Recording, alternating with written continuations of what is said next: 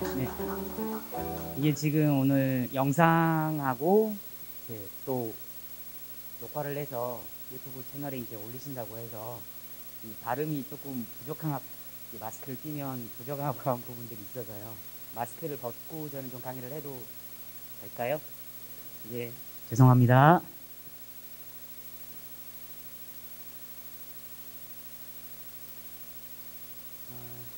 역시 코로나 시국이라서 역시 쉽지 않은 때입니다. 그런데 이렇게 귀한 시간 이렇게 초대해 주셔서 여기까지 왔고, 그 다음에 이렇게 또 어려운 자리에 함께 해 주셔서 정말 감사드립니다. 저는 일단 여기 사진에 등장한 사람이 접니다. 반응이 없으세요? 이렇게 반응이 없으시면 예, 네, 반응이 없으시면 이게 수업을 진행하기 굉장히 어렵습니다. 약간의 좀뭐 감탄사나 뭐 이런 이야기를 해주셔도 괜찮습니다. 그리고 질문이나 질의응답은 수업이 끝난 다음에 넉넉한 시간을 드릴 테니까 궁금하신 부분 있으시면 저한테 그때 질문을 해주시면 됩니다.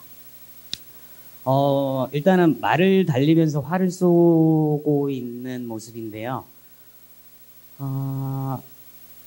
몸으로 이것들을 표현하기가 쉽지는 않습니다. 일단 말을 잘 타야 돼요. 그 다음에 화를 잘 쏴야 돼요. 말을 잘 타고 화를 잘 쏘기가 쉽지가 않습니다. 저도 요 정도 익히려고 지금 수련한 지는 이제 한 30년 정도 됩니다. 나름 열심히 수련하고 공부하는 사람이고, 제가 무예를 가지고 역사학에서 우리나라 1호로 박사학위를 받았습니다. 중앙대에서 2011년도에 박사학위를 받았고요. 무예라는 주제가 단순히 체육학의 영역에 머무를 것이 아니라 역사라는 하나의 인문학적인 요소까지 포함을 해야만이 그게 무예가 제대로 이해될 수 있고 파급력이 있다라고 생각을 해서 계속 공부를 진행을 해오고 있습니다. 그래서 네이버에 제 이름 검색하시면 제가 쓴 책들이 한 열 몇 권이 나옵니다. 나름 열심히 이렇게 아직도 공부하고 있고 계속 공부할 예정이니까요. 이렇게 오늘은 또 활 관련해서도 또 이야기를 해드릴 건데, 좀 제가 그 전에 이제 공부했었던 내용들, 제가 그 다음에 실제로 활을 쏘면서 느꼈었던 내용들 중심으로 가능하면 여러분들한테 좀 더 쉽게 마음속으로 다가설 수 있는 형태들의 강의를 진행하려고 합니다. 이제 그러면 바로 들어가겠습니다. 오늘 전체적으로 카테고리 주제가 개동 전경창 선생님을 중심으로 이야기가 진행이 되고 있죠. 이 전 시간에는 개동 선생님 관련해서 강의를 들으셨죠? 예. 개동 선생님이 어떻게 삶을 사셨고, 그리고 이 대구 수성구 쪽에서 어떻게 후학들을 양성하고 마음가짐을 가지셨는지, 당신이 뭐 가족들한테 남겼던 그 이야기 중에 내 방에는 검은고와 활 이외에는 아무것도 두지 마라 라고 이야기하셨던 부분들이 어떻게 보면 굉장히 상징적인 문장이에요.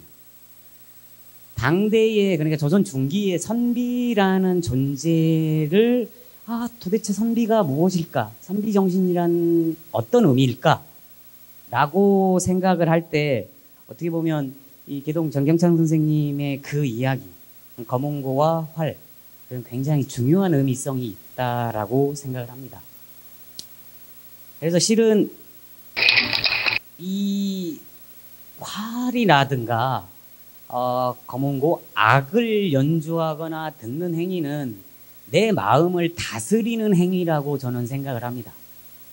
왜냐하면 이 공부도 일종의 다스림의 연장이라고 봅니다.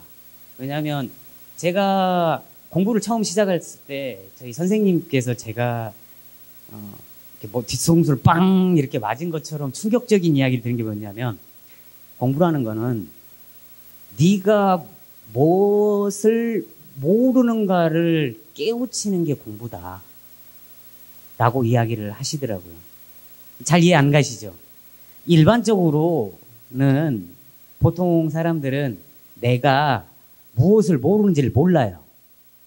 그러니까 궁금하지 않아. 그러니까 하루가 이틀이 되고 이틀이 사흘이 되고 사흘이 10일이 되고 10일이 한 달이 되고 한 달이 1년이 되고 10년이 되고 평생이 가요.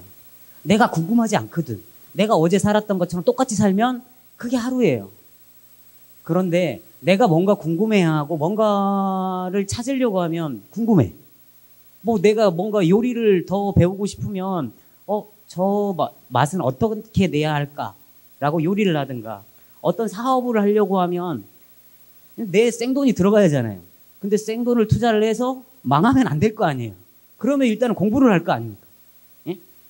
하다못해 뭐 작은 치킨집을 열든 동네에 작은 구멍가게를 열든 아니면 큰 뭐 이마트나 홈플러스나 이 정도 규모의 큰 가게를 열든지 간에 이걸 하려면 그만큼 공부를 해야 한단 말이에요. 왜냐하면 내가 모르니까. 모르면 어떻게 되죠? 어떻게 되죠? 예. 모르면 나타나는 현상. 쫄딱 망한다는 거예요. 모르면 망해요. 망하는 거예요. 경험해 보셨잖아요. 모르면 일단 망하는 거예요. 안 망하려면 공부하는 거거든요. 근데 그 부분에서 전통시대 때도 선배님들도 모르면 망하는 거예요. 공부를 망하든 인생을 망하든 다른 것을 망하든 이 망함을 방지하기 위해서 자기 마음을 다스리는 거거든요. 그래야 망해도 다시 일어설 수 있는 겁니다. 그 안에 저는 이 선비정신을 집어넣어서 얘기를 해봅니다. 그래서 선비정신이라고 하면 선비라는 이 단어 자체가 16세기 이전에는 보이지는 않아요. 그래서 16세기 이후부터 조선의 지식인층에서 이 도덕적 수양이 돼 있다. 그리고 청렴관계한 도덕자를 말하는 것들을 선비라고 표현을 합니다. 여기에 유교성리학, 성리학적 공부가 더해지면서 성리학자들을 선비라고 부르기 시작을 했습니다. 그래서 도덕적으로 수양이 된 사람, 그리고 청렴관계한 정치 주체, 그리고 이들이 어떻게 보면 사회 지도층으로 들어가면서 조선이라는 500년의 국가가 유지할 수 있었다라고 평가하시는 분들이 많습니다.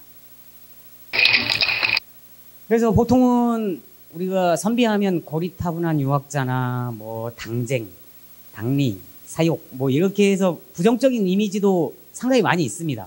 저 또한 이 선비라는 그 부분에서 당쟁과 결부시켜서 단순히 정치 안에서 끊임없이 서로 당을 나누고 싸우는 형태들, 그리고 서로 상대당에 있는 사람들에 대해서 죽음까지도 이르게 할 정도로 이런 정치와 관련된 다양한 일부분들 같은 경우는 비판의 지점이 분명히 있습니다.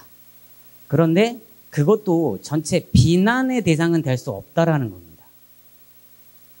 대표적으로 당쟁이라고 표현을 합니다, 우리가.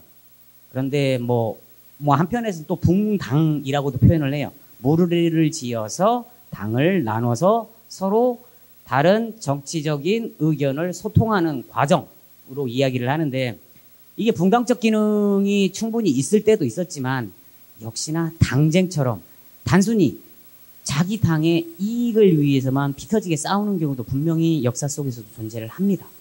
그게 어떻게 보면 비난의 지점이기도 해요. 사람이 평생 살면서 단 한 번도 비난을 받지 않는 사람은 없다고 봐요.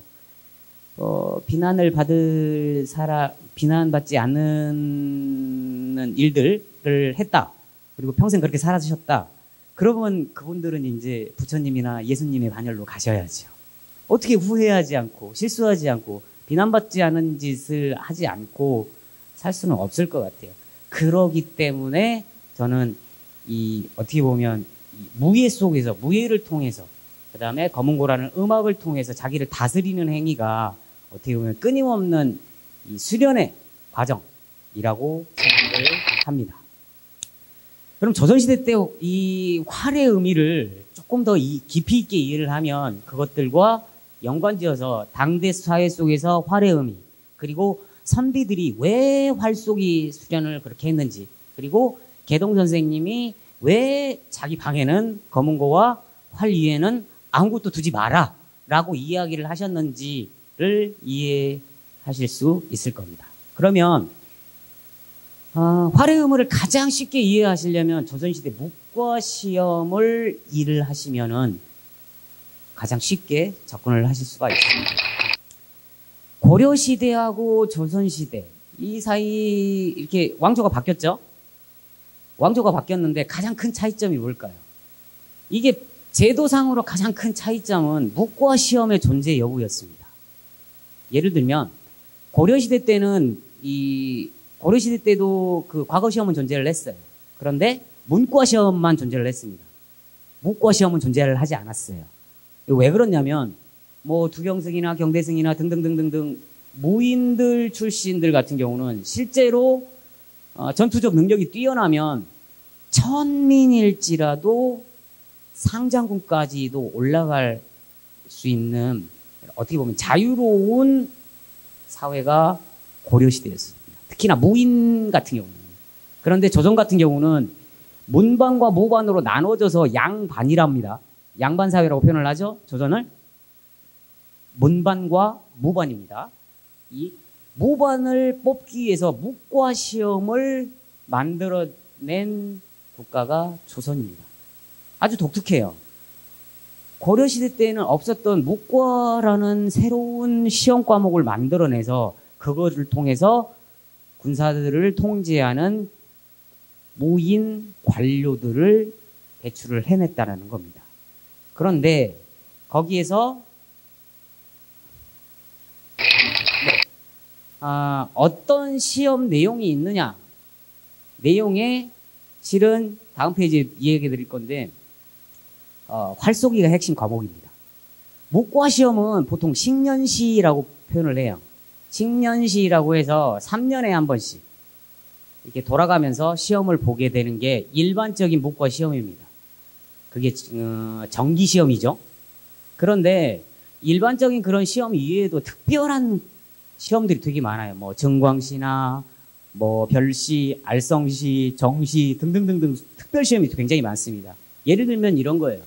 국가에서 국왕이 왕자가 계속 태어나지 않았는데 왕자가 태어났어요. 그럼 나라에 너무 경사스러운 일이잖아요. 대를 이을 왕자가 태어났으니까. 그걸 축하하기 위해서 경시가 축하하는 의미로 시험이 만들어집니다. 그리고 왕세자가 결혼을 한다. 그러면 특별 시험이 있어요.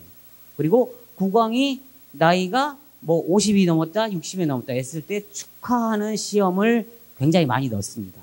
그래서 그런 시험 등에서도 묵과시험이 항상 들어가요. 그래서 보통 평균적으로 묵과시험을 하면 조선시대 때 같은 경우는 한 3년에 한 번씩이 기본인데 거기에 추가적으로 가면 거의 1년에 한 번 정도씩은 묵과시험이 존재했다라고 생각을 하시면 됩니다. 묵과시험에 한번 과목을 봐볼까요? 일단 한문으로 좀 써놨습니다. 좀 읽기는 어려우신데 오히려 한자가 보기는 편하세요. 묵과시험에 지금 그 유인물에도 아마 정리가 되셨을 건데 기본적으로 실기시험과 이론시험 두 가지로 나뉩니다. 실기시험과 이론시험 두 가지로 나뉘는데 실기시험에서 무예시험은 목전, 철전, 편전, 기사 이게 다 활쏘기 과목이에요. 그리고 나머지 기창, 말을 달리면서 창을 휘두르는 그 다음에 격구는 말을 타고 공놀이를 하는 과목이에요. 활쏘기가 제자리에서 쏘는 활쏘기 세 가지를 제대로 해내지 못하면 묵과시험을 볼 수가 없다라는 거예요. 그러니까 묵과로 시험을 보려고 하는 사람들은 가장 먼저 해야 할 게 뭘까요? 활쏘기라는 거예요. 활을 그러니까 끊임없이 쏴요. 쉼 없이. 그래서 개동 선생님도 일단은 활쏘기를 계속 하시는 겁니다. 그 다음에 그 임진왜란 하면 생각나시는 우리의 이순신 장군. 이순신 장군께서도 끊임없이 활쏘기를 시험을 봐요. 이미 통제형에 내려오신 후에도, 전라좌수형에 내려가신 후에도, 특히나 문과시험을 열 몇 번을 떨어지셨어요. 이순신 장군은. 그리고 나이 31인가 둘에 문과 시험으로 통과하셔서 문과에 급제를 하셔서 그렇게 올라가신 케이스입니다. 그러니까 얼마나 활쏘기를 열심히 하셨을 거예요. 근데 여기가 어떤 활쏘기인지는 잘 모르실 수도 있어요. 목전, 절전, 편전. 요건 좀 이따 제가 실물을 한번 보여드리면서 또 설명을 한번 좀 드리겠습니다. 그래서 요거는 이제 약간 좀 사이 이야기이기도 한데, 요 동상 어디 있는지 아시겠어요? 이순신 장군 동상이에요. 광화문 앞에 1960 몇 년도에 박정희 대통령 계셨을 때 만들어진 작품입니다. 칼을 하나 짚고 이렇게 딱 광화문 그 한가운데 광장에 서 계세요. 지금도 서 계세요. 거기에 이순신 장군이 있고 그 뒤쪽으로 세종대왕이 있고 세종대왕 그 자리 있고 그 뒤쪽에 광화문이 있습니다. 그런데 저는 이게 활을 찬 새로운 이순신 장군 동상입니다. 요거는 해군사관학교에 제가 몇 년 전에 만든 동상이거든요. 요거는 해군사관학교에서 동상 건립 자문위원회를 열어서 한 아마 3년 전에 제가 직접 동상 자문위원회에 들어가서 이제는 이순신 장군님이 활을 찬 모습이 나와야지 않냐. 칼을 땅에 짚고 있는 것보다는 활을 차고 칼을 찬 형태의 동상으로 새로 제작을 하자라고 해서 만든 동상이 이겁니다. 그 다음에 요 동상은 통영 한산대첩공원에 이것도 재작년에 제가 자문위원 들어가서 만들어낸 작품입니다. 저도 저뿐만 아니라 여러 선생님들이 도움을 주셔서 여기까지 왔는데, 여기에서는 판옥선 위에 이순신 장군님 뿐만 아니라 이순신 장군과 함께 싸웠었던 부하들, 군사들, 그 다음에 판옥선을 끌었었던 격군들까지도 동상으로 올려놨어요. 이순신 장군이 혼자 싸운 게 아니라 그와 함께 싸웠었던 사람들, 그와 함께 활을 쐈던 병사들의 모습이랑 함께, 그리고 어떻게 보면 우리나라 동상 만들어낸 이 작품 중에 가장 섬세하고 이 역동적인 형태로 동상을 만들었습니다. 한번 그래서 통영 복장 이 갑주 담당하셨던 선생님들이 또 따로 계셨거든요. 동작은 대부분 제가 담당했습니다. 그래서 활쏘기 자세, 그 다음에 모기 폐용, 그 다음에 갑주 장착 형태 등 다양한 부분들 고민해서 올려놨으니까 한번 통영에 가시면 꼭 한번 가셔도 보시면, 밤에 가시면 정말 아름답게 보실 수 있으실 거예요.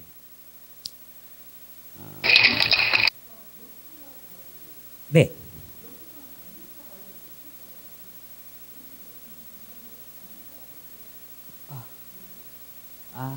잠시만요.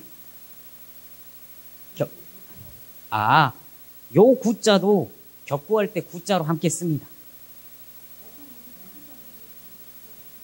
앞쪽에 이 털모변으로, 네네네네. 그거를 공구자로 쓰는데, 격구할 때, 요거 이제 다음에 이제 또 모구할 때 또 표현을 한번 또 설명을 한번 또 드릴게요. 그래서 활을 지금 제가 오늘 하나 가져왔는데요. 잠깐 한번 보시겠습니다.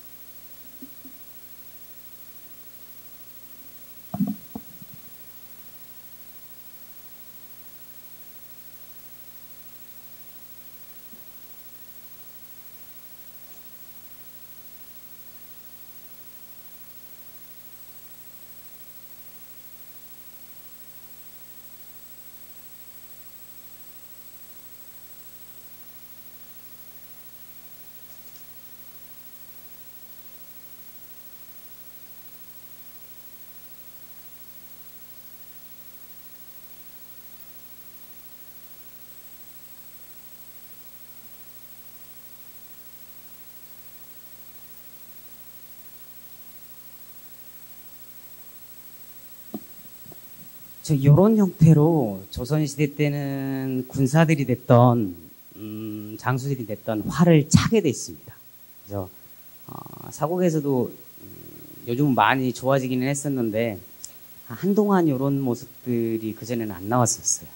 실은 활은 이렇게 활집에 이렇게 이게 공대라고 합니다. 공대에 활을 넣게 돼 있습니다. 그래서 일반적일 때는 뒤집어서 이렇게 갖고 다녀요. 그리고 화살은 이렇게 화살집이 또 따로 있습니다. 그래서 기본적으로 편전이라고 해서 조금 이따 보여드릴 건데 짧은 화살 15개, 그 다음에 장전, 긴 화살인 장전을 20개 정도를 기본 형태로 차고 다닙니다. 요 형태로 다니다가 적이 나타나면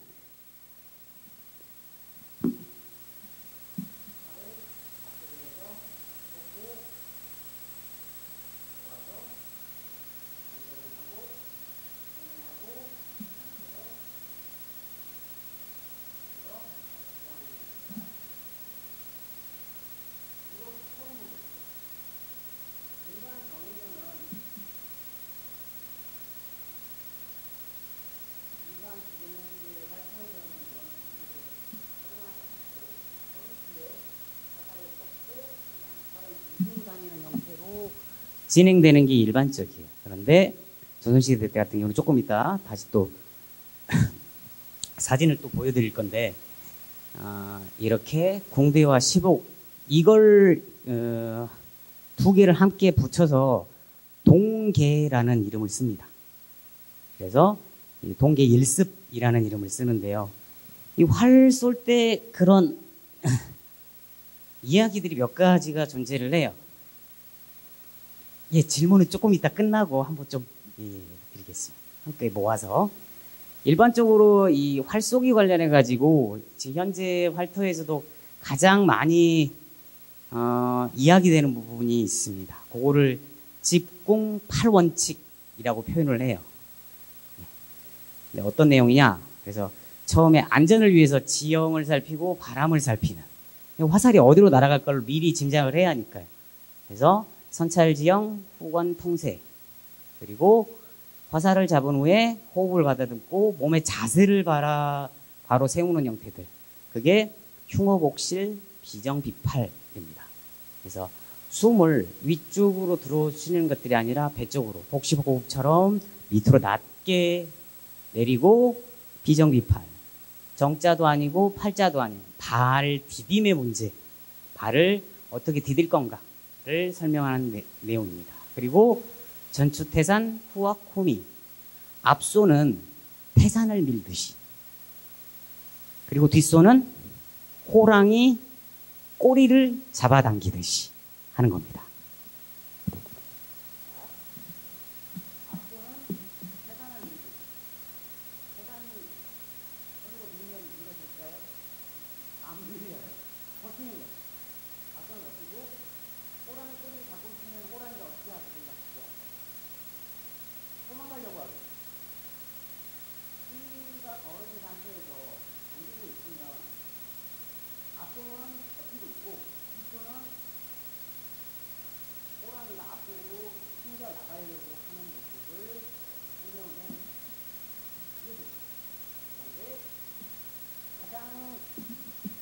이 마지막에 중요한 이야기가 들어갑니다. 어찌됐든 활을 당겨서 쐈을 거 아니에요. 쏘면 어떻게 될까요? 두 가지 현상이 일어나겠죠? 맞거나 안 맞거나 둘 중에 하나예요. 근데 보통은 이 발이 부중하면 방구적이라는 말이 핵심적으로 이거에서 굉장히 중요한 의미로 저는 받아들입니다. 화살이 표적에 맞지 않았다면 자기 자신을 반성을 하라라는 이야기입니다. 이게 맹자 공손추편에 등장하는 내용이에요. 발이 부중, 쏘아서 맞지 않았다고 하면 사람들이 일반적으로 뭐라 얘기를 하죠? 내가 일을 했어. 근데 그게 뭔가 잘못됐어. 그러면 뭐를 하죠? 남 탓을 해요. 지는 잘못 하나도 없어. 자기는 잘못 하나도 없고 무슨 핑계는 이게 하늘이 비가 와서 그렇다, 네가 안 도와줘서 그렇다, 뭐가 어쩌서 핑계는 그냥 한 보따리씩을 대요. 그게 사람이에요. 저 또한 그렇고 모든 사람이 그래요. 잘못되면 남 탓을 해야 내가 편안해지거든. 그리고 그래야 다음에 또 한 번 기회가 얻을 수 있던 뭐 다양한 또 생각이 그 안에서 생기는 겁니다. 일단 남 탓은 하고 봐야 돼요. 그런데 활쏘기 할 때 가장 중요하게 생기는 반구저기. 쏘아서 맞지 않았으면 일단 나의 자신을 되돌아봐야 한다라는 거예요. 내 자신을 되돌아보지 않으면 첫 번째 화살이 날아갔어요. 근데 맞거나 안 맞거나 했어요. 근데 안 맞았어요. 그런데 자기 자신을 비추어서 반성하지 않으면, 여기서 반성은 자기 몸가짐일 수도 있고 자기 마음가짐일 수도 있습니다. 그런 상황이면 자기를 들여다보지 않으면 두 번째 화살은 맞을까요? 안 맞을까요? 안 맞을 가능성이 더 커요. 마음이 흔들리거나 몸이 흔들리거나 하면 표적은 고정돼 있단 말이에요. 일단은 내가 흔들리고 내가 마음이 약하면 맞을 것도 안 맞아요. 그래서 우리나라 양궁 선수들 세계 1위 계속 금메달 따고 있잖아요. 훈련 어떻게 하는지 아세요? 동물원에 호랑이 앞에서 해요. 물론 물리지 않게 안전 한 거를 이렇게 작동을 시켜서 하긴 하는데, 호랑이가 이렇게 입을 쩍 벌리고 으르릉 거리고 있는데 그 옆에서 활을 당기고 있어요. 그리고 대구도 야구 유명하잖아요. 야구장에 3만 명, 4만 명 관중들 앉아서 자기 팀 응원을 하잖아요. 그러면 막 경기장이 막 떠날려갈 정도로 크게 소리가 나잖아요. 그런데 중간에 브레이크 타임 딱 걸고 양궁 선수들이 들어가서 거기서 훈련해요. 3만 명, 4만 명이 소리를 지르면 얼마나 큰 소리인지 어떤 느낌인지 아시겠죠? 그것들을 조용히 무마시키고 자기 화살에만 집중시킬 수 있는 그 집중력을 키우는 게 우리나라 양궁 선수들의 마음 훈련법이에요.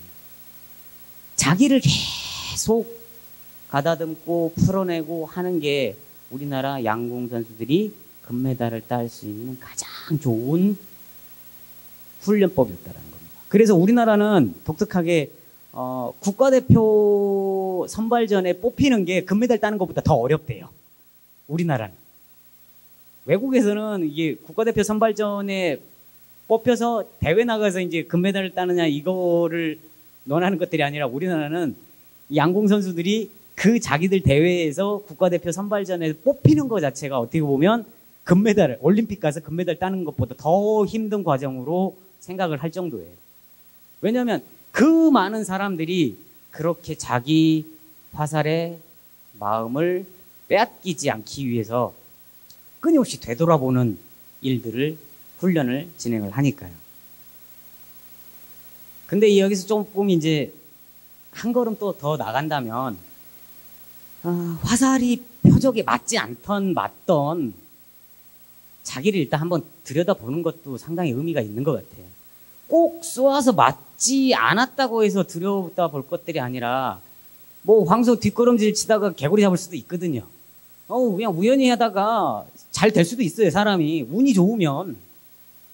그럴 때도 역시나 자기를 한번 되돌아보는, 화살이 맞지 않던 그 전에 나를 한 번 더 반추하고 되새김질을 해보면 어떻게 보면 좀 더 좋은 일들, 좋은 사람들, 좋은 일들로 앞을 풀어갈 수 있지 않을까라고 활쏘기 안에 그런 마음을 담아봅니다. 어떻게 보면 조선시대 때 선비 정신들을 이야기할 때 이 부분이 가장 핵심적인 것들이라고 봐요. 선비들도 공부를 하고 글 공부를 하고 물론 출사를 해서 중앙정계에 나갈 수도 있지만 산림에 응가하면서 자기 제자들을 길러내는 분들도 굉장히 많으세요. 개동 선생님이 대표적으로 그러세요. 당신은 정계에 출사하진 않지만 당신을 믿고 따르는 후억들을 여러 명 키워내서 의병장으로 그분들이 활동할 수 있는 그런 마음가짐을 그런 선비들의 활쏘기 훈련을 통해서 이곳에서 보여주셨다라는 거죠. 그래서 어떻게 보면 요즘에도 가장 중요하고 의미 있는 게 자기 자신을 되돌아보는 반구적이하는 모습이 활쏘기 그리고 선비 정신의 핵심이지 않을까 생각을 합니다. 선비들이 단순히 그냥 정치 싸움 이런 공부 이론적으로만 그치는 것들이 아니라 그때 왜 그런 일을 했었는가 그리고 그 다음에 그것들을 반복되지 않게 하기 위해서는 어떤 일을 내가 하고 후학들한테 가르쳐줘야 하는가 그게 바로 반구적이 안에 들어있는 활쏘기의 핵심적인 사상이라고 생각을 합니다. 그래서 이 활을 당길 때 활쏘기를 할 때 한번 보여드릴게요.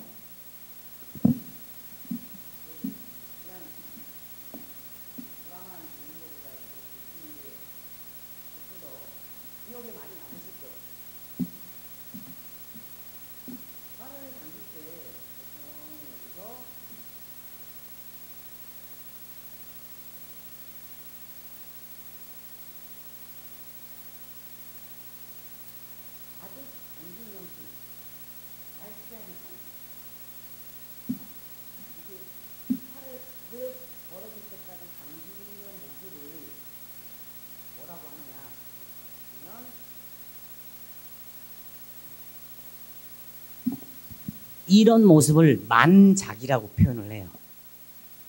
가득 찰 가득할 만자에 술잔작을 씁니다. 술잔에 가득 술을 따라 부어요. 넘칠 만듯 할 때까지. 더 부으면 어떻게 되죠? 흘러 넘쳐요. 근데 그 상황, 그 경지를 딱 유지하고 보통은 한 5초나 10초 정도를 버텼다가 물체를 명확하게 확인하고 화살을 쏘게 됩니다. 만약에 이 만작 자세를 거치지 않으면 화살이 내가 원하는 데까지 날아가지 않아요. 방향이 이상하게 날아가게 합니다. 그래서 이 만작의 부분들. 그런데 이 술이 가득 차면 그 다음에 어떻게 되죠? 그걸 마시잖아요. 그러면 잔이 비워지죠. 그 잔 비움을 계속 반복을 해야 한다는 거죠. 그러면 술을 자기 몸속에 들어가면 자기가 어떻게 되죠? 취하죠. 그런데 활쏘기처럼 만작을 해서 자기 자신을 계속 반추하면 어떻게 될까요? 자신의 그릇이 커집니다. 모든 사람의 사람한테 그릇은 다 있어요. 누구한테나 다 본인들 아마 아실 거예요. 저도 그렇게 세상 오래 살지는 않았는데 제 그릇이 조금 보이더라고요. 저도 요만한 사발조각만한 인간이구나 라고 저도 느껴지더라고요. 저도. 그런데 보면 저 사람 참 대범한 사람이야. 참 그릇 큰 사람이야 라고 느끼는 주변 분들 있지 않으세요? 참 저 사람은 나보다 나이가 어림에도 내가 참 배우고 따라야 할 사람인 것 같아 라고 하는 사람이 있어요. 그리고 제가 존경하는 제 선생님은 작년에 돌아가셨는데 정말 큰 잔을 갖고 계셨는데 정말 빨리 가셔서 좀 되게 작년에 슬퍼했었던 기억도 좀 있습니다. 근데 모든 사람들이 자기 자신의 그릇이 있다라고 생각을 하는데 그 그릇이 점점 커나가는 것들은 잘 이해를 못해요. 아이가 조금씩 성장해 가면서 어른이 될 때까지 그 그릇이 조금씩 커나갑니다. 그리고 이제 머리가 희끗희끗해지고 세월이 더 가면서 노년이 될수록 그 잔의 크기가 점점 넓어지고 깊어져요. 그러면 많은 이야기를 담을 수가 있습니다. 수련이 그래서 저는 좋아하고 지금까지 30년 가까운 세월 계속 했었던 이유가 그런 기쁨이 있어서 수련을 계속 했었습니다. 활쏘기도 마찬가지. 활 같은 경우도 제가 처음으로 활 잡은 지 이제 한 20년 가까이 되거든요. 근데 그 세월 속에 수많은 화살을 쐈겠죠? 수천 발, 수만 발을 저기 멀리 있는 관역에 쐈을 거예요. 맞는 것도 있고 맞지 않는 것도 있거든요. 우리 인생에서도 마찬가지, 선비들의 삶에서도 마찬가지예요. 출사하기 위해서 과거 시험을 봤는데 모든 시험을 다 합격할 수는 없잖아요. 떨어질 수도 있고, 내가 실력이 출중함에도 불구하고 떨어질 수도 있거든요. 운이 안 따를 수도 있어요. 인생사다 이렇게 걸어와 보셨잖아요. 하필 이놈의 코로나가 지금 이렇게 와가지고, 장사, 정말 제 친구는 음향업체 사장이었어요. 코로나가 있기 전에 한 20억 정도를 음향기기를 샀어요. 근데 이제 이걸 한 2년 정도 돌려야 원가를 회수하고 이제 돈이 되는데, 코로나가 빵 터지니까 어떻게 해요? 모든 야외 행사가 다 망한 거예요. 모두 행사 다 취소. 그럼 어떻게 해, 이 친구? 망했어요. 그냥 20억이 그냥 6개월 만에 사라지더라고요. 살 때는 뭐 한 장비값이 2천만 원, 3천만 원이었는데 포장 뜯어보지도 않았는데 그게 중고로 나가요. 운이거든요. 코로나가 언제 올 줄 어떻게 알았겠어요. 아무리 내가 열심히 잘한다고 하더라도 안 될 수도 있거든요. 그런데 그 자체로 포기하고 망가뜨리면 끝나는 거거든요. 그 안에서도 무엇을 해야 한다? 자기 자신을 들여다보고 잔을 비우는 행위를 계속해야 한다라는 거. 그러면 언젠가는 회복될 날이 또 있겠지요. 어쨌든 그래서 그런 말 있지 않습니까? 흔들리지 않고 피는 꽃이 없다. 네. 세상 모든 꽃이 흔들리면서 핍니다. 그리고 흔들리지 않고 온실 속에서 큰 꽃은 온실 밖으로 나오면 어떻게 되죠? 그냥 죽어요. 집 안에만 이렇게 그냥 키웠다가 온실 속에 화초처럼 예쁘게 키웠다가 바깥쪽으로 이 거친 세상에 딱 나오면 단 하루도 버티지 못해요. 그 따가운 햇살, 그 힘든 바람, 그게 어떻게 보면 훈련, 수련, 활쏘기에 담긴 마음들이라고 생각을 하거든요. 그것들이 뭐 하루 이렇게 훈련한다고 해서 그 모든 것들을 이해할 수 있을까요? 아니거든요. 오랜 시간을 반복하면서, 개동 선생님이 자기 방에 검은고와 활 위에는 몽땅 다 갖다 버려라. 아무것도 두지 말라. 라고 하는 것들은 뭐냐면, 자기 마음 안에 있던 삿된 것들을 다 터부하시겠다라는 의미라고 생각을 해요. 그래서 활쏘기를 통해서 자기를 다스리고, 검은고 음료를 통해서 자기 마음을 위안을 얻는 행위를 통해서 당신이 생각했었던 퇴계 선생의 가르침이 올바르게 제자들한테 전달될 수 있도록 그런 이야기를 진행을 하셨던 거죠. 그래서 제자들이 실제로 임진왜란이 일어나고 병자호란이 발생하고 가장 강력하게 외세와 반응해서 대적하셨던 그런 마음들이, 그 선비의 올고둠이 바로 활쏘기 안에 담겨 있다라는 것입니다. 좀 더 한번 좀 활쏘기에 대해서 자세히 한번 들어가 볼게요. 요게 조선시대 때 묵과 시험 그림이에요. 한시진의 이게 북색 선운도 자세인데, 그림인데, 이 사람이 지금 말을 달리면서 표적에다가 활을 쏘고 있어요. 표적이 어떻게 돼 있냐? 좌우로 5개가 배치됩니다. 1, 2, 3, 4, 5. 근데 이쪽만 쏘는 게 아니에요. 이쪽에도 1, 2, 3, 4, 5 5개의 표적이 있어요. 그래서 어떻게 쏘느냐? 이 사람이 달려가면서 이쪽에 1번, 이쪽에 2번, 이쪽에 3번, 이쪽에 4번, 이렇게 해서 지그재그로 왼쪽에 몇 발, 왼쪽에 한 발, 오른쪽에 한 발, 이렇게 쏘게 돼 있어요. 왜냐면 적이 왼쪽에 나타날지 오른쪽에 나타날지 모르니까요.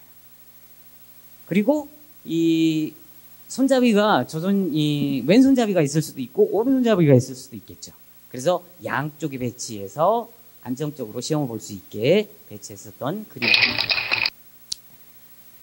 이 보시면 그때 이 부분, 앞에 그림 부분도입니다. 여기서 한번 뒤로 다 같이 가볼까요? 여기에서 지금 이 사람이 활을 쐈어요. 그러면 이 모습을 조금만 더 깊게 한번 볼게요. 자, 화살이 딱 표적에 딱 맞았어요. 맞으니까 빨간색 깃발이 올라가고 북을 칩니다. 예전에 그런 놀이 있었죠. 아니 뭐 1000개 올려, 100개 올려. 그거 혹시 게임 혹시 TV에서 보신 적 있으실지 모르겠지만 전통시대에 활을 쏴서 이 감독관이 이쪽에 앉아 있어요. 맞았는지 안 맞았는지 볼 구분이 안 돼요. 그래서 어떻게 구분을 했느냐. 활을 쏴서 맞으면 빨간 깃발과 북을 치게 돼 있어요. 활을 쐈는데 맞지 않았다. 그러면 여기 뭐 있죠? 예, 흰 깃발을 노립니다. 그리고 이쪽에 이 징을 들고 있어요. 맞지 않으면 징과 하얀 깃발을 흔들어요. 전통시대 때부터 있었던 내용들입니다. 그리고 여기에 보면 주통지법이라고 표현을 해요. 이 사람이 말을 타고 달리면 속도와 또 관건이에요. 언제부터 언제까지 이 시간 안에 통과를 해야 한다 라고 해서 이 시간을 구분을 해야 하는데 조선시대 때 이런 이 뭐 손목시계나 그 벽시계가 없었잖아요. 말이에요. 그래서 이 물시계를 갖다 놓습니다. 주통 여기 통 있죠? 이 물통 위에 여기에 물이 있어요. 물에 구멍이 하나 있어요. 그 정도의 물을 딱 넣어놓고 구멍의 밑에를 딱 열면 물이 또르르르 큰 통에 빠집니다.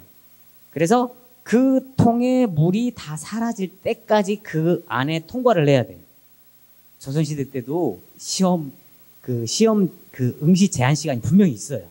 이런 내용들 하나씩 살펴보면 되게 다양한 이야기들, 그리고 선비들도 이제 그 시간 안에, 그 다음에 문과 시험자들도 그 시간 안에 정리를 해야 하기 때문에 이 되게 시간에 촉박한 선비들의 모습들을 여기에서도 마음속으로 또 그려볼 수 있습니다.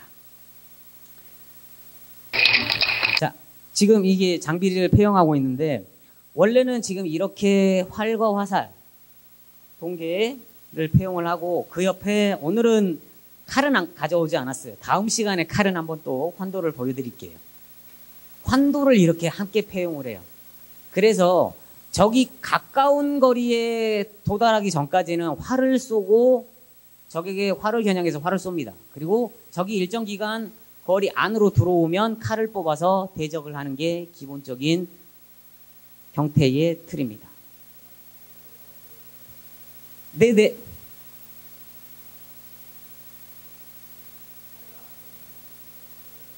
지금 여기 칼 손잡이가 뒤로 가게 차 있거든요. 근데 요게 뭐 일로 치면 이런 겁니다. 이렇게 가시면 이게 앞쪽에 있으면 이게 거추장스러워요. 근데 이게 뒤쪽으로 가 있으면 안 걸려요. 심지어 이렇게 화장실에서 일도 봐요. 칼도 마찬가지예요. 칼도 우리나라에서 기본적인 폐용 방식이 손잡이가 앞쪽으로 가게 차 있으면 일상생활 할 때 여기에서 계속 걸립니다. 칼이 이렇게 손잡이를 뒤로 가게 해서 폐용을 합니다. 그래서 조선시대 때 기록화를 보면 칼을 맨 그림들이 다 손잡이가 뒤로 가게 착용을 합니다. 자, 요거는 이제 활이 아니라 이제 칼이 아니라 활입니다. 활에서 이렇게 깍지를 차게 됩니다. 우리나라 활은. 그래서 우리나라 활은 이 서양 활은 이렇게 엄지 검지로 해서 투핑거를 이게 이제 그 지중해식 사법이라고 표현을 하는데요. 이 두 개로 당기는데 우리나라는 엄지 하나에 이 깍지를 겁니다. 깍지를 걸어서 깍지를 눌러서 깍지로 당기는. 그러니까 이거보다 이 두 손가락보다 엄지손가락이 더 뒤쪽에 있어요. 그래서 당기면 더 많이 당겨집니다. 그리고 서양의 활보다 작은데 더 많이 당겨져요. 그래서 더 먼 거리까지 공격할 수 있는 게 우리나라 활의 특성이기도 해요. 그래서 조선시대 때도 가장 강력하게 활용했었던 무기가 바로 활이었습니다. 요거는 철종 어진인데요. 우리나라 어진이 우리나라 임금님, 조선시대 때 임금님 초상화예요. 그런데 안타깝게도 6.25 전쟁 때 부산으로 피난 내려갈 때 국립중앙박물관 내서 관리하던 어진 그림들이 화재로 다 소실됐습니다. 불에 타서 그 중에 한 6점인가 7점 정도 살아남았는데 철종 임금님의 어진은 이렇게 불에 타서 반만 남아서 보관 중에 남았습니다. 되게 안타까운 우리나라 현대사도 담고 있는데 그 그림 어진에 보면 되게 재미있는 그림이 있어요. 뭐냐면 어진의 손가락을 보면 뭐가 보이시죠? 손가락에 깍지를 찬 모습이 보여요. 깍지를. 이 깍지를.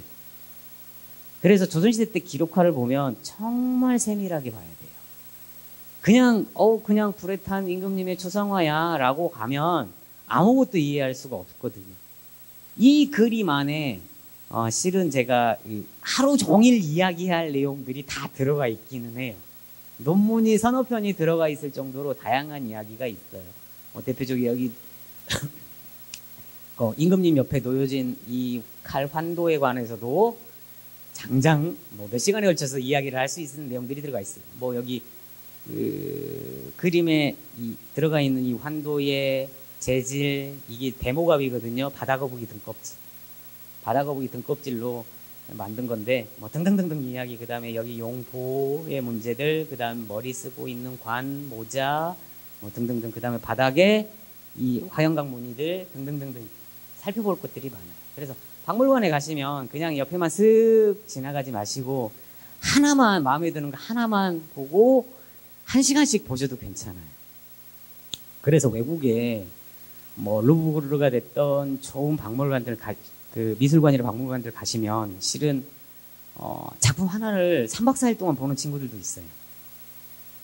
내 마음에 드는 작품이 있잖아요. 꼭 모나리자, 루브르에 있는 그 눈썹 없는 그 모나리자만 보려고 하지 마시고, 거기 가면 딴 사람들은 잘 안 보는데 내가 마음에 드는 작품이 있잖아요. 그러면 그것만 계속 봐요.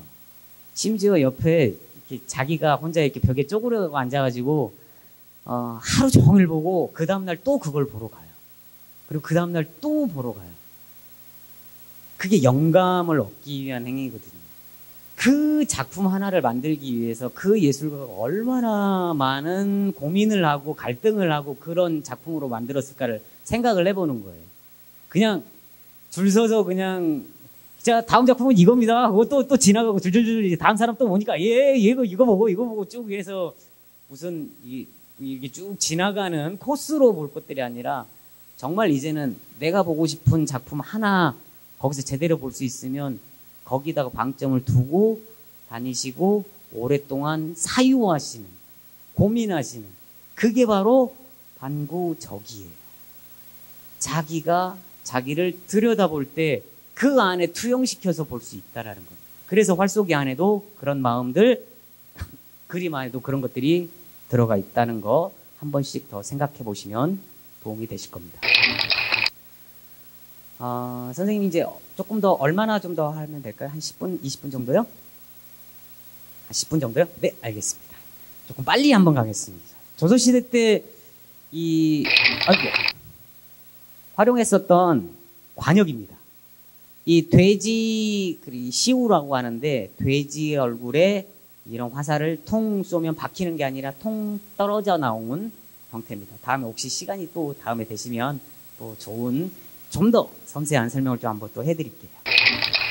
그래서 편전, 철전, 목전 이렇게 있는데 말로만 들으시면 뭔지 잘 모르세요.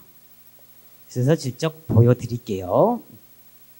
자, 그 다음에 첫 번째로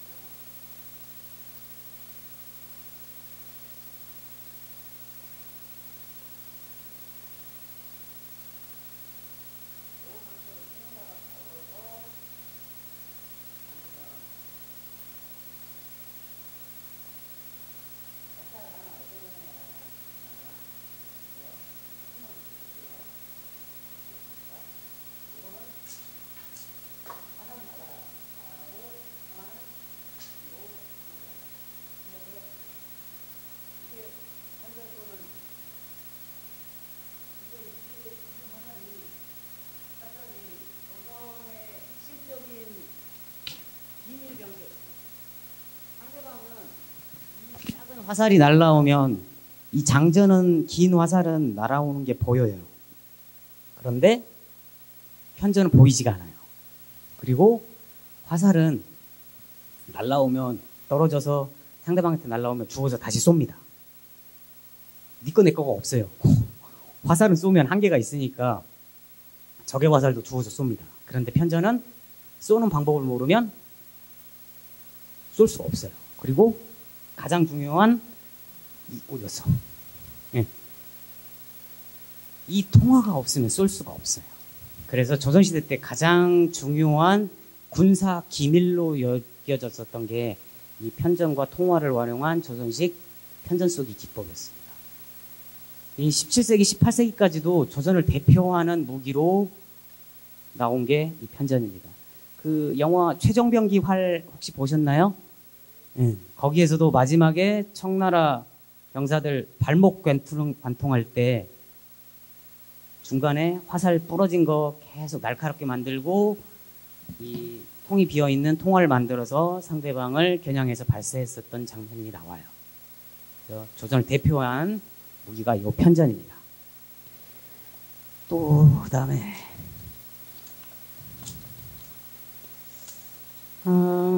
제가 철자는 오늘 다음 시간에 한번 보여드리고, 자, 요게 화살이 이름이 효시예요. 효시. 날카롭긴 한데 이 뒤쪽에 몸통 안에 구멍이 뻥뻥 뚫렸죠. 그래서 그 국어 시간에 어떠한 것에 효시가 되었다라는 표현 들어보셨어요? 어떤 시작을 알리는. 그래서 요거는 쏘면 휙 하고 소리가 나요. 그래서 영어로는 crying arrow. 그래서 적의 공격 방향, 어디다가 쏴드리면은 소리가 좀 울릴 것 같은데 쏠 데가 없지요. 큰일 나죠. 다음에 혹시나 이게 커튼 같은 게 있으면 제가 한번 소리를 한번 내드릴게요. 들어보면 이게 굉장히 무서운 소리가 나요. 휙 하면서 상대방을 압도하는 소리가 나는 경우도 있고요. 그 다음에 기왕에 옮겨 많이 있는 화살들을 좀 보여드릴게요. 자, 이런 화살도 한번, 이거 박물관에도 잘 없는 화살들이에요. 처음으로 복원한 건데, 요게 관이전입니다. 관이전. 좀 독특하게 생겼죠. 요거는 쏘는 화살이 아니라 죄인을 다룰 때 쓰는 화살이에요. 이걸 어떻게 쓰느냐 하면,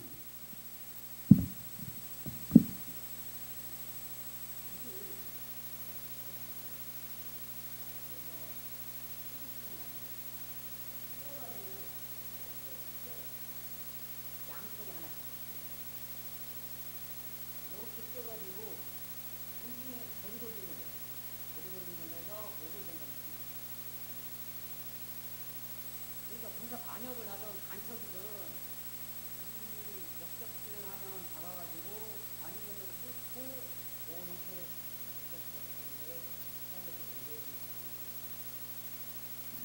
화살이 단순히 그냥 적을 쏘는 역할로만 하는 게 아니라 군유를 집행할 때 썼던 화살입니다. 또 재미난 화살이 또 이게 있어요. 요게 이제 영전이라고 하는데요. 화살에 되게 공력이 많이 들어가 있어요. 뭐냐면 여기에 부대 이름이 들어가고 명령 영자가 써져 있어요. 그리고 임금님은 여기 믿을 신자를 씁니다. 신전, 영전이라고 표현을 하는데, 전쟁통이든 전투 중이든 명령을 하달할 상황이 발생을 해요. 근데 여기저기서 막 포탄 터지고 사람들이 멀리 있잖아요. 그러면 그 명령을 담당하는 군사한테 요걸 하나를 꺼내줍니다. 요걸 가지고 달려가서 그쪽 부대 지휘관한테 전달을 합니다. 그러면 요 부대의 장수가 이런 명령을 전달합니다 라고 할 때 썼던 군사 신호용 화살이 바로 요런 영전이나 신전입니다. 그 다음에 이 앞에 보였었던 이 목전, 박두전이라고 표현을 하는데요. 앞에 이렇게 나무로 껴서 촉을 이렇게 만든 게 목전입니다. 요건 이제 무과 시험에서 살상용을 제거한 화살이에요. 왜냐하면 무과 시험을 보다가 사고가 가끔씩 일어나요. 무과 시험을 보려고 쭉 줄 섰을 거 아니에요. 근데 이 사람이 잘못해서 쏘면 그 사람을 맞는 경우도 있습니다. 실제로 조선시대 때 사료 보면 무과 시험장에 가서 채점관이 맞은 경우가 있어요. 채점관이 한두 명이 있는 게 아니라 이 사람이 이쪽에서 시험을 보고 있으면 심사위원, 본심사자는 여기 있어요. 심사위원은. 근데 저쪽에 누가 있냐? 관측관이 있어요. 얼마나 화살이 멀리 날아왔는지 거리를 재는 사람도 기록관이 따로 있거든요. 이 사람이 맞는 경우도 있습니다. 뭐 등등등등 살다 보면 별일들이 많이 생겼는데 그런 위험성을 제거하기 위해서 이런 목전의 형태들을 활용하기도 했습니다. 그래서 조금만 볼까요? 요거는 철전의 모습인데 철전은 다음 시간에 혹시 다음 주에도 제가 하거든요. 철전은 다음 주에 제가 한번 또 보여드릴게요. 자, 보이시죠? 편전? 어떻게 당기는지? 대롱 안에다 넣어서 화살만 날아가고 대롱은 뒤쪽에 빠지는 형태가 편전입니다. 일반 화살은 이 날아갈 때 초당 65m/s, 똑딱하면 65m 날아가요. 그런데 편전은 똑딱하면 75에서 85m 날아가요. 훨씬 더 속도가 빠릅니다. 그래서 관통력이 좋습니다. 그래서 파괴력 테스트 해보면 이 자동차 유리를 깨뜨려 부시고 들어가더라고요. 그런 관통력 시험도 가끔 환경에 있습니다. 이런 말 타고 활을 쏘는 모습들, 이게 무과시험의 기사시험 모습들입니다. 그 다음에 요거까지만 설명을 드리고 뭐 질문 시간을 좀 가질게요. 이 모구라고 해서 요거는 이 털모자에 구자를 써요. 이 앞에 선두가 기병이 털공을 끌고 갑니다. 그러면 이 공이 끈을 묶어서 공을 끌고 가요. 그럼 공이 어떻게 움직일까요? 지그재그로 막 움직이겠죠. 그 모습이 마치 노루가 도망갈 때의 모습처럼 비슷해요. 그래서 모의 사냥을 할 때 썼던 게 바로 이 모구 혹은 피구라고도 표현을 합니다. 또 삼갑사라고 있어요. 자기 부대를 3개 조로 나눕니다. 갑조, 을조, 병조 한 5명씩 조를 나눠서 갑은 이제 갑조는 도망을 가요. 그러면 을조는 간방 공격해요. 그 다음에 병조는 갑, 을, 병이 있으면 갑은 도망가고 을은 갑만 공격하고 병은 을만 공격해요. 그리고 갑은 을을 공격해요. 그래서 꼬리에 꼬리를 물고 형태로 공격할 수 있게. 그리고 화살촉을 제거합니다. 화살촉을 제거하고 어떻게 만들었느냐? 이런 형태로 무촉전을 만들어요. 촉이 없고 무명으로 감싼 면포리말이라고 표현을 하는데 여기에 빨간색 물감을 묻힙니다. 빨간색 물감을 묻혀서 맞으면 빨갛게 이렇게 염색이 되겠죠. 그래서 경기 시간이 끝나면 몸에 묻은 빨간색 개수를 세요. 그리고 승패를 겨눴었던 게 전통시대 놀이 방법이기도 해요. 군사훈련이기도 하고요. 이런 다양한 군사훈련들이 활쏘기에 관련해서 진행을 했었던 게 조선입니다. 보이시죠? 이렇게 말을 달리면서 뒤에 공을 끌고 가요. 이게 모구예요. 이런 형태로. 이런 형태로 그림들, 사진들 존재를 하고요. 근데 우리나라 활은 작음에도 이렇게 강력한 활이 그래서 우수한 모습들이기도 하는데 일본 활이 대표적인 게 이런 게예요. 일본 규도에서 쓰는 활인데 얼마나 크냐면 중심을 못 잡아서 좀 아래에 잡을 정도로 커요. 좀 더 자세히 봐볼까요? 활이 이렇게 커요. 1m가 넘어요, 활이. 일본의 전통적인 활이. 그런데 힘은 우리나라 활이 훨씬 세요. 이게 각 문화에 따라서 무기도 변하게 되는데 일본 같은 경우는 이제 해양 문화, 특히나 습도가 여름에 많이 높아서 이 악교를 비롯해서 몇 가지 복합적으로 쓸 수 있는 구조가 아니고 그냥 대나무를 단순하게 다스려서 만든 활이기 때문에 이런 특성을 가지고 있기도 합니다. 그래서 활이라는 게 단순히 그 전투 기술로, 전투 무기로만 그치는 것들이 아니라 의례, 그다음에 등등등등 문화, 정치 내용들까지도 많이 담고 있어서 굉장히 어떻게 보면 우리 문화, 우리 민족 문화, 그다음에 조선시대의 문화의 정수를 담고 있다고 해도 과언이 아닙니다. 그래서 작년에 활쏘기가 우리 국가 중요 무형문화재로 등재가 됐습니다. 그래서 앞으로 이 활쏘기를 통해서 좋은 마음 쓰기, 몸 다지기를 풀어 가시면 혹시나 가까운 활터에 가시면 꼭 한번 풀어내시기를 꼭 부탁을 드리겠습니다. 그러면 강의는 여기서 마치고요. 이제 질문 시간들 조금 한번 가져보도록 하겠습니다. 네. 선생님, 그 질문 하나 드리겠습니다. 이게 생활 스포츠가 안 되는 이유가 뭐 때문에 그렇습니까? 이게 대중들이 접근하기가 참 어렵더라고요, 보니까. 그리고 이게 기본 활에 지금 죽시가 되어 있는데 주로 알루미늄 화살을 많이 사용하고 있지 않습니까?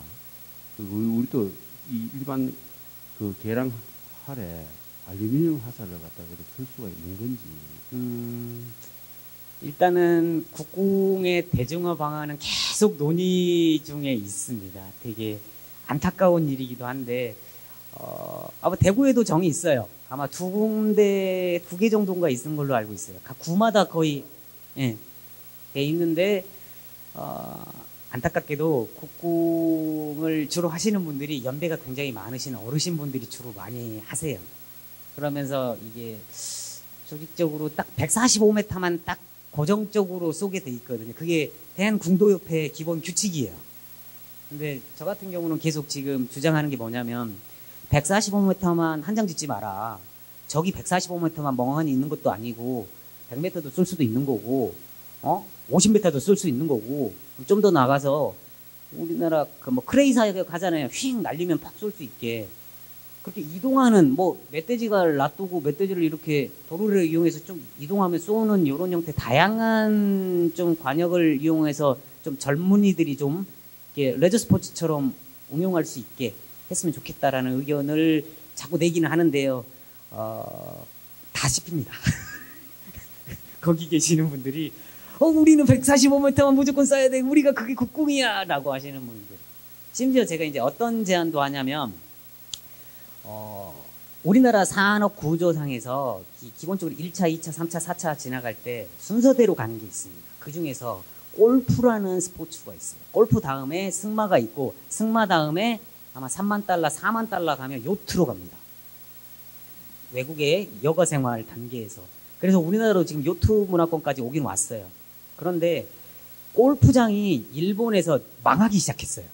사람들이 골프를 안 쳐. 골프장 막 18홀, 30몇 홀짜리 얼마나 넓은지는 아시죠? 저 푸른 그 잔디밭이 그냥 잡초가 자라고 있어요. 그래서 거기를 승마하는 것으로 대체하기도 하는데 저는 얘기했던 게 뭐냐면 필드 아처리예요. 잔디밭을 이렇게 걸어가면서 중간중간에 목표물을 세워놓고 안전거리가 확보를 되면 거기에 그러니까 1홀에서 이렇게 활을 쏘고 2홀은 저기 호수 하나 넘겨서 활 쏘고 세 번째 홀은 저기 언덕 위에서 활 쏘게 하는 그리고 그렇게 해서 한 18홀 돌면 어린 친구들도 괜찮고 나이 든 분들도 괜찮고 꼭 이렇게 그린 위에 올라가서 그 홀컵에다가 그냥 그 안에 넣는다고 해서 될 수도 아니잖아요. 프로 선수가 아닌 이상 그 그린 위에 올라가서 그 마음 얻는 것들 그런 필드 아처리 이렇게 파란 자연 속에서 활 쏘고 이렇게 몇 홀을 돌면서 하는 건 어떨까? 우리나라 산 진짜 많잖아요. 우리나라 주변 여기도 대구도 주변에 이게 다 산이잖아요.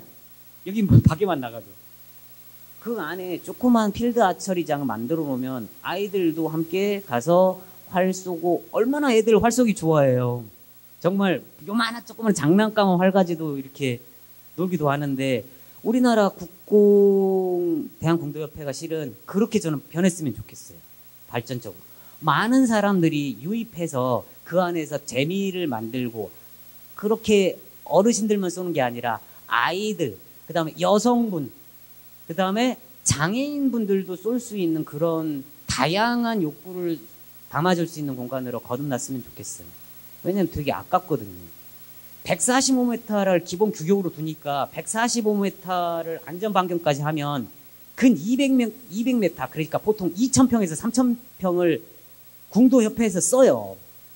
그 국민 세금으로 만든 공간이에요. 우리 세금으로 만든 공간이고 그 사람들이 독점적으로 쓰는 경우가 어디 있어요? 저는 그거 반대했거든요. 이거 독점권이 왜 그대들한테가 있냐? 우리 국민 세금으로 우리 체육진흥기금 다 내고 있거든요. 담배 하나를 피워도 거기에 세금 다 들어가 있잖아요.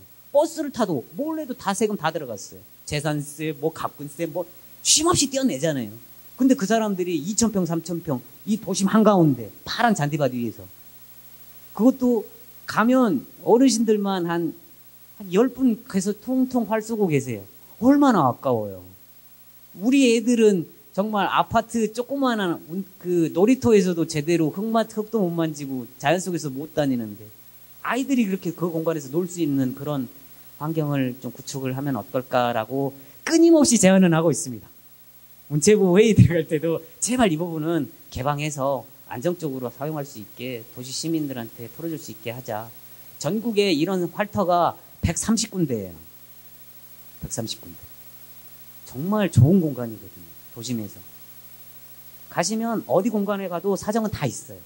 시원하거든요. 다 잔디밭으로.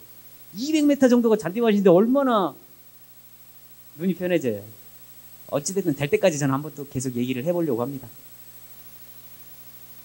되셨나요? 그 다음에 다음 주에도 저 또 한번 옵니다. 다음 주는 이제 무예 인문학이라고 해서 좀 더 무예를 조금 더 인문학적으로 여러분의 삶 속에서 어떻게 바라볼 수 있을까 이런 것들을 중심으로 진행을 할 거니까요. 다음 주에도 꼭 잊지 마시고 이 시간 귀한 자리 내주시길 부탁드리겠습니다.